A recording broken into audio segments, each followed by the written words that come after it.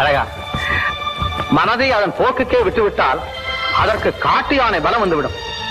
ஆரம்பத்திலே கட்டுப்படுத்தி விட்டால் நம் ஏவலாளாக மாறிவிடும். மருத்துவர் ஐயா, யோசனை பண்ணாதீங்க, தயவு செய்து காப்பாத்துங்க. பயப்படாதீர்கள். யாருடைய தாகமானாலும் அதை தீர்த்து வைப்பதுதான் தண்ணீரின் தன்மை. மருத்துவரும் அப்படித்தான் நண்பர்களே. என்ன வேலை செய்யுது? அவனே அடி காப்பாத்துன? அவனும் மனுஷன் தானே? மனுஷன் தான், ஆனா நம்ம விரோதி. உங்க அப்பாவை கொண்டு கூட்டத்தை சேர்ந்தவன், அவனுக்கு உதவலாமா?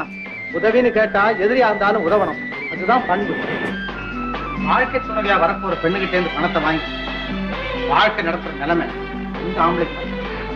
சரி ஏன்னா அப்படி எந்த ஆணாவது விரும்பினான் அவனை நான் அடியோட வெறுக்கிறேன்.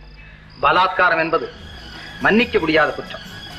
அதை யார் எதற்காக செய்தாலும் தண்டனை அனுபவித்தே தர வேண்டும். இதற்கு விதிவிலக்கே கிடையாது.